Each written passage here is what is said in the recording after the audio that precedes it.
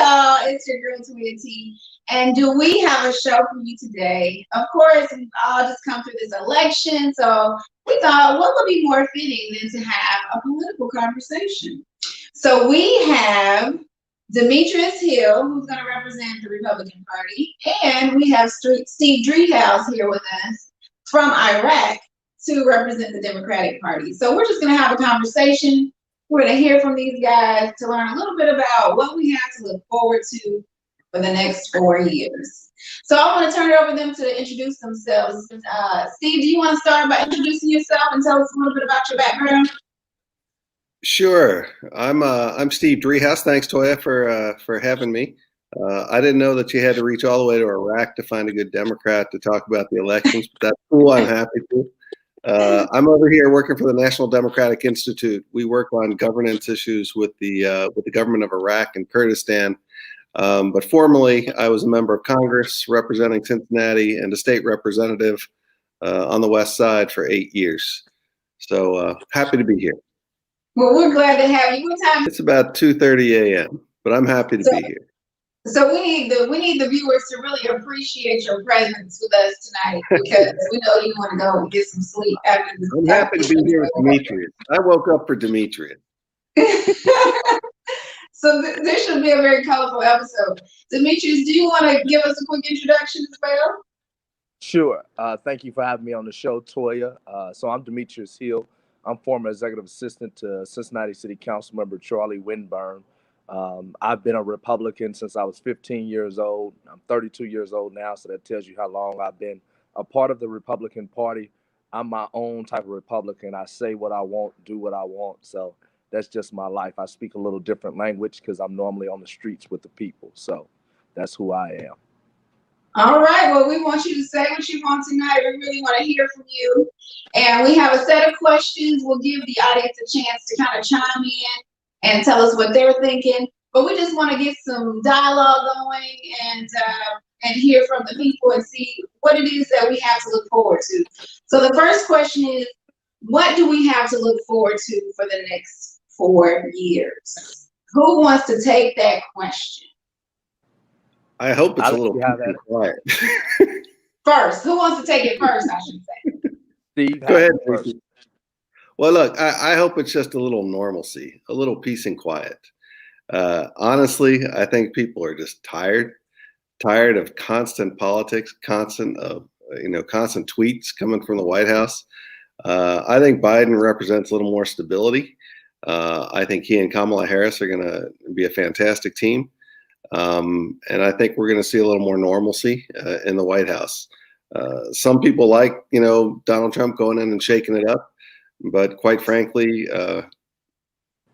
it's challenging. It's challenging dealing with that stuff every day, and listening to someone like Donald Trump, who seems far more consumed with himself than the rest of the country. So, in Biden, you've got somebody that's going to be looking out for the rest of the country, and he's going to do so in a professional manner, and I look forward to that.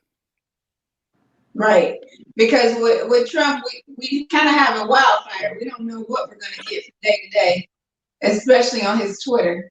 You just know it's going to be about Donald Trump. Right, it's going to be self-serving. So, Demetrius, what do you think we have to look forward to for the next 4 years? I think it's going to be quite interesting. I've been paying attention to Joe Biden in the past few days, especially about the student loans, because I want the student loans to go away. And so every day he changes what he thinks on student loans. First, he started out that he was going to wipe them out. Then he moved to $50,000. I just read today that he dropped it down to $10,000 he was going to wipe out. And so for me, when I look at it, I say, here we go, another Democrat changing the goalposts. He said he was going to do something, and now it just keeps changing.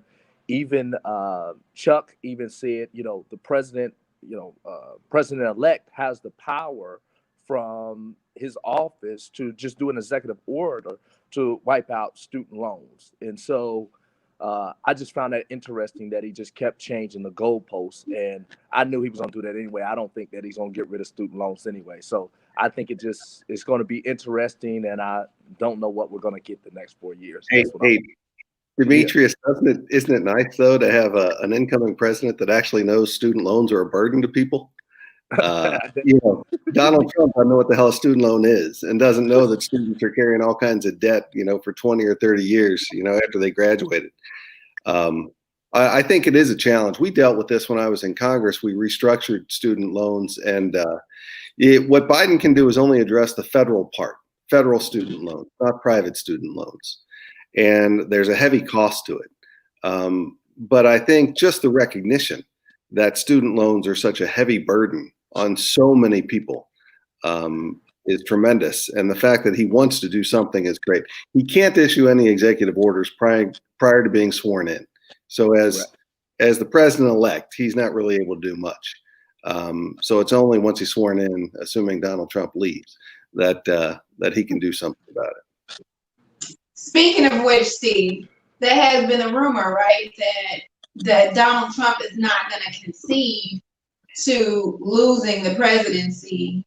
And there's been rumors that if he doesn't concede, that there's some kind of loophole in the system that says, then we will go to a secondary option of electing a president where it will be selected by one vote per state.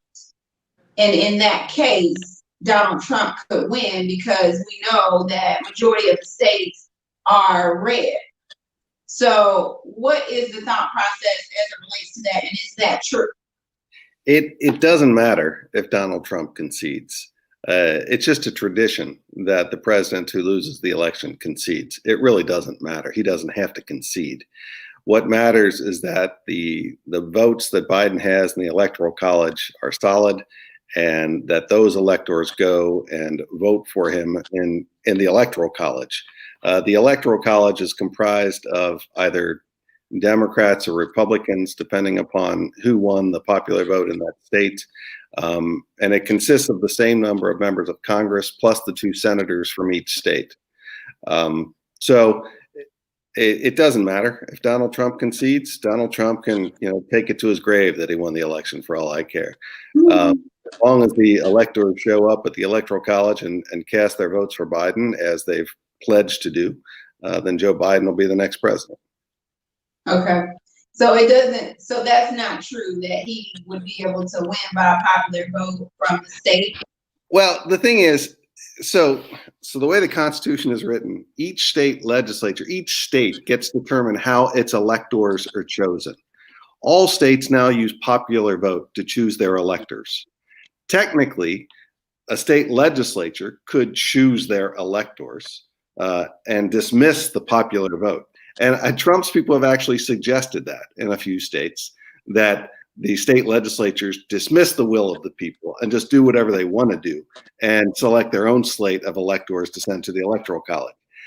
Every state every state leader that has been, talked to about this, be they Republican or Democrat, has said absolutely not. We are not going to throw away the votes of the people in order to, impose the will of Donald Trump. So as much as they like to engage in this fantasy, it's just not going to happen. They're going to vote, and the elections are going to be certified in the states in the next week or two for the most part. They're going to send their electors to Washington, D.C. They're going to sit in the House of Representatives, and they're going to vote, and Joe Biden will become the president. Okay.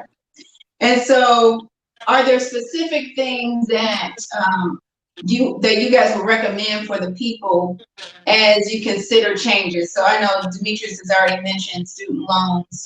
I know that there has been rumor that if you had a car and you bought a car in 2020, if you put it in your business name, then it's completely an expense that you can write off 100% under Donald Trump's tax laws. Are there things like that the people should be aware of that could change in the next 4 years once Biden comes into office and has more of a democratic thought process? And what are they? What are some things that people should be on the lookout for? Look, I think one of the things that people don't notice as much is the rules and regulations that have either been imposed or gotten rid of under Trump. And so I think you're going to see a lot of action relative to rules and regulation. be they environmental or safety oriented or labor oriented. So you're going to see a lot of action relative to rules and regulations as well as executive orders, because you're still probably going to have a divided Congress, which is going to make it difficult for Biden to get stuff done, to get his agenda through. Now, having said that, both Biden and Kamala Harris, have served in the United States Senate. Senator Harris is still there. Biden was there for decades. They have a lot of relationships in the United States Senate. So one could hope that they could call upon those relationships to bring people together to get stuff done. But there's going to be a lot of stuff done administratively. You're certainly going to see action on healthcare and the reinforcement of the Affordable Care Act, and hopefully the solidification of the Affordable Care Act, so that people can rest assured that they do have affordable health care. So you're certainly going to see that. You're going to see action, I think, in a whole bunch of different areas. In the environment, on energy, on jobs. I think you're going to see far more investment in jobs. And I think you're going to see some shift in taxes. What Trump did through that tax plan was a giant gift to corporations and to wealthy Americans. And I think you're going to see a de-emphasis on that. So you might see rates go up amongst the highest ratepayers, and then you're going to see them come down on the middle class and lower income families, which is traditionally what happens under Democrats. So, I mean, that's the difference. We don't really believe very strongly in this trickle-down economic theory that if we give gifts to the richest people, in the United States, they're somehow going to bestow that wealth on everyone else. We just don't believe that that's going to happen. Right. And Demetrius, what are your thoughts? What are some things that you think will change now that we're going to be changing leadership? Well, two areas. Well, three. So I'm going to say taxes. I'm going to say education pertaining to charter schools, and with COVID going on. So COVID is one of the scariest things for me. Because if we go on a complete lockdown that I've heard that they're talking about doing, I don't know whether that's true or not, but if we go on a complete lockdown, people just don't understand how many small individuals that hurts being on a lockdown as they propose. Like Bashir just announced that all restaurants and bars have to close down unless they have outdoor eating space. If you're a small business owner and you have a restaurant or a bar and you already aren't making a lot of money, that's an impact that hurts people, and you're not giving them any incentives or anything to help them in the process. So that becomes very dangerous. So COVID is one that I'm not sure what they're going to do. Charter schools, I heard that a part of the education that they're going to get rid of or try to scale back charter schools, because under Trump's administration, charter schools became a very big thing. And I'm not against charter schools. Don is a very good charter school for the kids. They have one of the highest graduation rates here in town. So when they talk about scaling that back, I don't know exactly what that means, but I think that's going to hurt a lot of children in the process. And then the last thing was taxes. When I think of corporations getting a tax break or them lowering the number of it, I think, what is it at 35% now or 37%? What do you know what they dropped it down to, Steve? Yeah, I don't know what it's down to. That's what it was. So I don't know what it is. Yeah, no corporations pay those rates or anywhere close to it. I know that, but some do. Most small businesses do, but big corporations do. I have an issue with them paying a lower tax amount? No, as long as the jobs are here and that they're creating jobs here. If you're creating jobs overseas, I have an issue with that. So those are my three things. Okay. And so when you think about the local government, how will that trickle down impact local and state government as we start to look at making that transition from Republican to Democratic? Well, look, what's happened in the last 10 years or so, with Republican leadership at both the federal level and the state level is that when you keep lowering taxes like this, I mean, you're just shifting the burden. So, because you still need revenue to run government, right? And that's why we tax people and businesses. It's to run the government. It's to pave the roads. It's to build the schools. It's to, arm the military. It's to pay salaries. This is why we have taxes. When you start getting rid of those taxes, then roads aren't getting paved, schools aren't getting built, teachers aren't getting paid, whatever it is. And so those burdens just tend to shift. And so you find more and more of these local levies, which drive me crazy, in municipalities and townships around Hamilton County and Greater Cincinnati, because when you cut federal taxes, when you cut state taxes, the burden is then placed on the folks locally, and they have to raise revenue in order to get stuff done. And so they put these ballot levies on there, and we see property taxes and sales taxes going up rather dramatically because they keep lowering the income tax. So you're going to pay for it one way or the other. The question is, who's going to bear the burden? And when you have a graduated income tax, the burden is fairly distributed amongst the wealthy and lower income families. Whereas when you have something like a sales tax, we call that very regressive, because everybody pays the same rate on every purchase, which means if you're a millionaire buying, whatever it is, for $100, you're going to pay the exact same rate as somebody that's middle class buying that same item for $100. That's not fair. It's inequitable. And so that's what we've been seeing. And hopefully we'll see some shift and give some relief to local governments. So do you think it will cause some of those kind of use taxes to change in terms of just everyday items that you're purchasing? One would hope so, but that depends how much revenue is coming in from income tax. We still have, the Republicans are still in charge of the state legislature. They have been for years, and they have a tax scheme that, again, benefits the wealthy in the state of Ohio, to the detriment of middle income families and lower income families. And it's a challenge. Well, Demetrius, what would you like to add there in terms of local and state government? How do you see things transitioning? Well, I want to say one thing to Steve. Steve's rich. We're going to keep raising the death tax on you. All that money from you. The estate tax? They got rid of that. They got rid of the estate tax. No, the death tax. I thought we still had the death tax here in Ohio. That's called the estate tax. Oh, the Republicans like to call it the death tax, but that's the tax is paid on your estate after you die. But no, I think we got rid of that in Ohio. Oh, well, we need to bring it back so we can get that tax money from your family. There you go.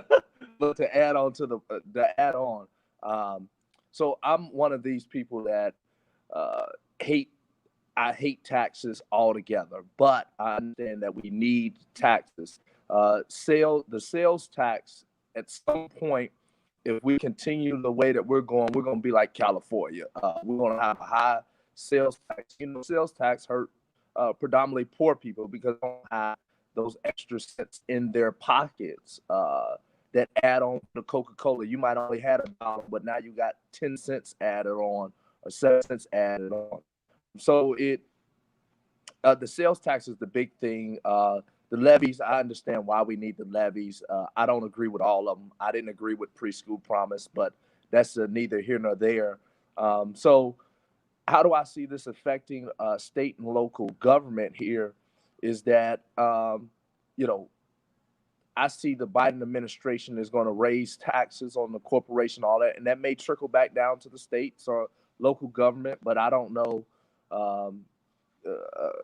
Steve can answer this better than me. That would be out of my area or parameters. I'm not too sure I can answer how that would trickle down to state or local government, though. You sound like a Democrat these days, Demetrius, when you're railing against the sales tax and the inequity of the sales tax. I'm glad we brought you on board.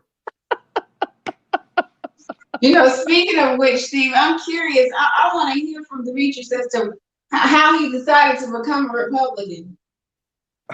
Somebody paid him. Somebody paid him. I wish I got paid. No, I became a Republican. So when I came up in the Republican Party, Alex Tranafilo wasn't even party chairman yet. He was still a judge, I believe. And when I came into the party, I seen all of these professional African Americans in the party. And it shocked me because when I was growing up, my family, they voted for Bill Clinton. That was the big thing back in the day. They was excited about it. And, my family talked about how they were Democrats. And I had one aunt that was a Republican. She was rich and she lived in Africa and all this stuff. And she moved here very wealthy. And she was the only Republican in the family. And so what happened was when I met Charlie Winburn and I'm going around the party and I'm seeing all these African Americans, Kim Blackwell, and they're moving and shaking the city. I said, man, this is an interesting dynamic here. I didn't know Black folks was wealthy. I didn't know they was doing things. And so that is what made me join the Republican Party. The Democratic Party, I always thought of as, poor people is what I thought of when the Democratic Party came to mind. I didn't see a lot of wealthy and successful people. I'm talking about the party here. I don't know about nationally. I'm talking about the party that I've seen here. I didn't see a lot of wealthy African Americans moving around in the Democratic Party. I only seen white Democrats making all the money. So that's what bothered me, and that's how I became a Republican. And Steve, obviously you kind of grew up in a Democratic family, majority of your family is Democrats. Is there anything in particular as to how you made your decision to be Democratic? Yeah, I would have gotten kicked out of the house. I wouldn't be invited for dinner by my parents had I told them I was a Republican, I think. No, I mean, my dad ran for Congress when I was 2 years old as a Democrat. My dad was the chairman of the Hamilton County Democratic Party along with Bill Mallory. And so, yeah, I grew up in Democratic politics. And, I don't necessarily share Demetrius's perspective. I think having been a Democrat all my life and elected official as a Democrat, there's no doubt in my mind. Well, and the reason you see more poor people as Democrats is because Democrats are fighting for poor people and they're fighting for working class. You're right. We're not fighting for tax breaks for the CEOs who are running around in their suits and driving the big cars, and those are the Republicans. And so, if you want to associate yourself with those folks, that's fine. I want to associate myself with the folks that are fighting for poor people, that are fighting for people that are disadvantaged, that don't have a voice. And I think that's what the Democratic Party has always done. And so, yeah, it's, as much as we have two different parties and two different philosophies, perhaps there's not that much difference between Democrats and Republicans. I think today one of the biggest challenges is the differences and that we've created through this partisanship. And I think Donald Trump has just been a symptom of it. But what you hear these guys saying about the vote and the conspiracy theories and all this. The Republican Party I grew up with is not the Republican Party today. I don't even recognize the Republican Party today. And many of my friends that are Republicans who are elected officials don't have the courage to stand up for, our electoral institutions, for example, or just simple democratic institutions, which we hold dearly in this country. And they kowtow to Trump, and it's become a cult of personality around Donald Trump, like nothing we've ever seen before. And I just don't understand it. I don't have tremendous respect for the president. I don't think he respects many people, and I don't think he respects the rule of law. I don't think he respects the Constitution. I don't think he has a very strong understanding of governance and the way government works. And he sees that as an asset, and the people around him see that as an asset. I see it as, ridiculous. And, he's tried to tear the government down, and he's done his best to put people in all these agencies that are going to tear them apart. And we've got to restore faith in government. And because I think government does serve an important function. I don't think government's the enemy. I think government can serve a very important function and benefit the people as a whole. We're the voice of the people. And that's what government has to get back to being. Right. Any last words, Demetrius Hill? Well, this is what I'm going to say, since Steve had to go about Democrats care about poor people. So now I got to say something. Dude, I've been there. I know it. No, so I live here in Cincinnati, Ohio, born and raised, Hamilton County, right? And I work in a lot of areas within where African Americans have lived majority of their life. And we have an all Democratic council, just about. We have all Democratic commissioners now. And all I ever see is gentrification going on within these communities. And I was reading this book by Dr. King it's called Where Do We Go From Here? Chaos or Community? Very, very good book. And one of the things he talks about is the economic injustice that African Americans get all the time. And he was talking about this in 1965, and yet I'm looking at that, and in Cincinnati, Ohio, we are still dealing with economic injustice every day, but yet we have an all Democratic council, and now we have all Democratic commissioners. And so I just want to know, when are Democrats going to address the gentrification, everything that's going on, when they have the ability to change the lives of African Americans and help them gain generational wealth also, like our counterparts? The only thing I thought that Jeff Pastor was a Republican. Isn't he a Republican council member? You But he's can got- throw his name in there. But Demetrius, the only thing I would suggest to you, is that there are programs in place. Well, I'm not going to get into all the stuff around all the neighborhoods in Cincinnati, but what we've seen in Cincinnati is tremendous growth of wealth in African American families, but they're no longer living in Evanston and Avondale. They live out in Springfield Township. They live, in Forest Park. They live in Butler County and Warren County. I mean, if you get outside those neighborhoods, if you get outside the West End, if you get outside the traditional Black neighborhoods in Cincinnati, you'll find that we now have a thriving African American population in much of northern Hamilton County. So there has been growth and wealth in the African American community. It's just no longer in the neighborhoods that it used to be in. And that doesn't mean we should just turn our backs on those neighborhoods. Absolutely not. And any gentrification that takes place in traditionally African American neighborhoods should benefit everybody. And so I'm all for fighting for that stuff. And I think most Democrats are. But at the same time, not all growth is necessarily bad. So, rebuilding neighborhoods isn't necessarily a bad thing as long as we're not displacing people and we're including people economically in that growth. So I think there's a right way to do it and a wrong way to do it. And hopefully the leaders in Cincinnati are smart enough to do it the right way. All right. Well, we appreciate you guys jumping on today and joining us for this show. That concludes the show. We're going to have to pay some sponsors. I do have our own Melanated Ways. You can find them on Instagram at melanated_ways with a Z. Thanks again, and you guys have a great evening. See you, Demetrius. See you, Toyia. Bye. Today's episode of The Plug is sponsored by Mind Settings. Reset your mind and up-level your life. For more information, go to www.mindsettings.org. As well as Donnie Young, an ADT authorized provider, supplying you with all your security needs for your business and beyond. For more details, call Donnie at 513-623-0679 and boldly embrace the power of your melanin with Melanated Ways. You can follow them on Instagram at melanated_ways with a Z. The Plug thanks all of our sponsors for helping us keep you connected.